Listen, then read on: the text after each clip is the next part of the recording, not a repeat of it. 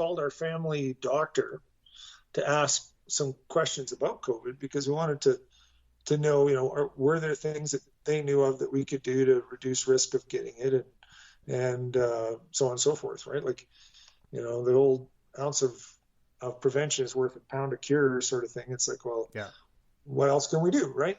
So we got a hold of him and we're asking him questions, and we said, how about, vaccines? He goes, well, even if a vaccine comes out, so this is prior to, as our doctor said, even if a vaccine comes out, he goes, we won't know the ramifications of those who have taken it for 15 to 20 years. Mm-hmm. Right? We just don't know. I mean, I was looking today at a video of this fellow with no arms and no legs. Great video, actually. He's talking about how, if he just had arms and legs, he could be happy, right? And he was talking about being happy with what you've got. And he had a very good video.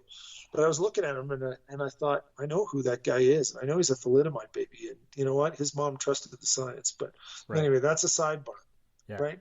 Because they just didn't know. They didn't know till after. Yeah. But so anyway, my attitude was, okay, well, it'd be great if they came out with something. And unfortunately, pandemics happen.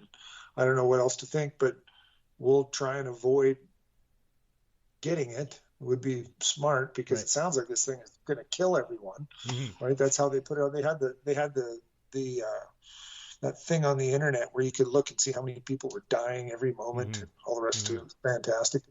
And then it turns out most of it's BS. But anyway, so we're watching that. And then miraculously, hey, we got a vaccine and it's approved already. Yeah. It's like, okay, there's like red flags are flying right away for me. But I'm like, well, that's interesting. But we're only going to give it to the old people. It's like, well, I'd hate to be the first group of people to find out what happens with that. And of course, old people continue to drop like flies because they're old. They die. They have premorbidities, But what? And I think part of the response that was taking out of it was the whole the placebo effect, in the sense that happy people tend to be healthy people. And how did you feel about the lockdown? Because we locked people into houses, we isolated all the old people. So in the name of protecting people physically, we damaged them psychically and emotionally. And I feel like a lot of these psychic and emotional traumas contributed to like weakened immune systems and just perpetuated the issue. So how did you feel about the lockdowns when they happened? Well, you know what? I'll get to that in a second. I'm just going to finish the other thought because I never totally finished it. And that is that I remained firmly sitting on top of the fence. Yeah. While the vaccine rollout first started. And then it became available in the States before Canada to people, younger people, young, healthy people. Mm-hmm. And people I knew went out and got it. The first opportunity they went out and got it. And one of them died. Oh, wow. That night. That is a red flag, yeah. And he was 35, no pre-existing issues. Comorbidity is the word you're looking for. Yeah, comorbidities, no history of drug usage or alcohol abuse or heart problems or anything else, right? And this young guy dies. In fact, he was a bit of a super athlete. Yeah. And I realize I'm a little bit odd because I know people all over the world. Most people don't really know people all over the world. Right. And through my work, I knew an awful lot of people. And when that happened, that was just like, wow. And one of the guys that worked for me down in the States had called and asked for time off to go to his buddy's funeral, and because that was the guy that had died. And then there was another one. And then there was another one. And before the injections stopped, there were 7, Simon, that I knew of. Before what point? Within 48 hours of getting shot. But what did you say before the injection stopped? What do you mean by that? The injections haven't stopped altogether, but before the real push for injections. Okay. Stopped, yeah, right? Yeah. I understand. Yeah. Yeah. So there were 7. Wow. And presumably a lot of them were reported as COVID deaths as opposed to vaccine mortalities.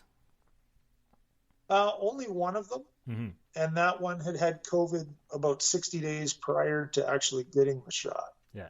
The rest were just died suddenly, don't know what they are. Right. But But within 48 you hours know, of the and but all within this is 48 one of the hours. things that racked my brain in hindsight was the way things were being measured, and that if it was 15 days after you got the vaccine and you died, it was counted as a COVID You were death, or considered unvaccinated. you were Yeah, considered unvaccinated, right? And you look at the right, spikes, the history of the disease and its deaths and stuff, right?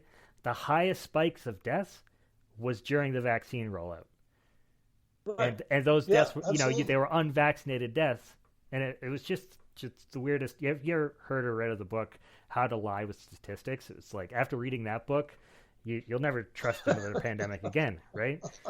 And Yeah, I've heard a few people on different podcasts. Neil deGrasse Tyson went on about it, about how the human brain is not capable of handling statistics.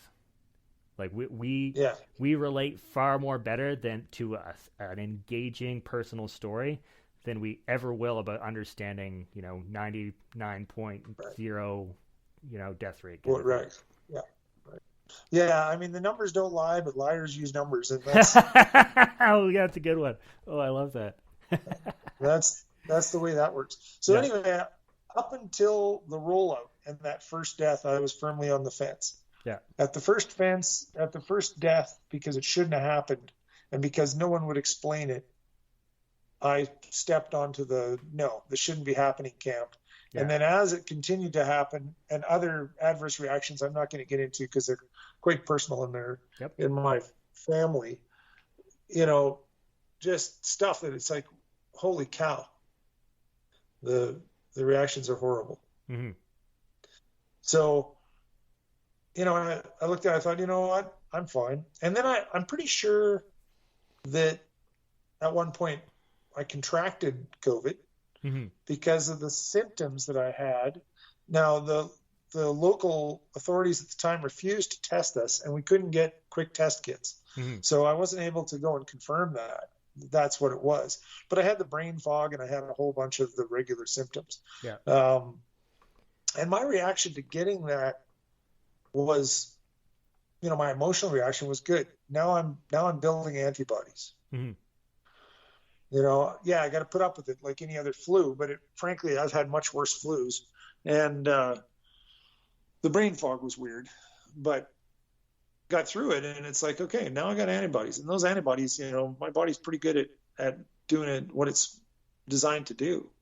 So, but to get to the answer to your other question about how I feel that the mandates and the lockdowns affected society, I mean, there's no question they were absolutely detrimental. They were in my own family. I mean, I had two ladies very dear to me that basically locked themselves up.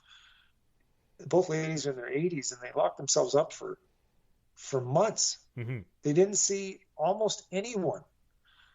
You know, they needed medication afterwards in order to deal with the emotional stress of being isolated.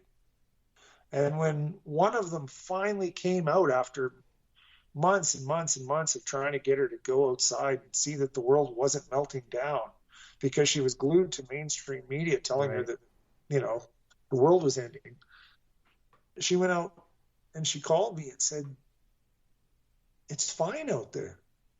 She said, I saw so-and-so. I'm not going to name people, but she said, "I saw this person today, and they came up and they hugged me in the parking lot." She said, "It's the first time someone's touched me in Oh six my months." goodness. Oh my goodness. That was the worst part of it, was the lack of hugs. Because I have a community of festival goers, music festival people, and Right. really Yeah. like really open, loving people. And Yeah.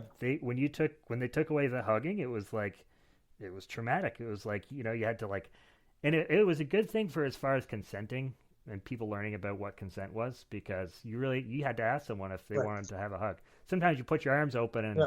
and somebody gets the cue and they give a hug, they didn't really want the hug, but that was one of the good little side effects. But yeah, Right. my experience for that was the Freedom Convoy. Or no, actually no. I had hugs before that. We had a tight knit group of people, and when the cases were down and stuff, we all went out camping and we all gave each other hugs and shared cigarettes and what have you. But one of the most beautiful, and yeah, one of the most beautiful experiences was the Freedom Convoy, because I was living in Yeah. Lethbridge. I was like an hour from Coots, right? And I hear about all this stuff happening, Yes. and I go to my buddy TJ's house. He was another one of our friends who was unvaccinated, and he one of his friends is there, and his friend wanted to go down, and I'm like, I want to go down. He's like, I don't want to go if no one's coming with me. I'm like, I'll go with you.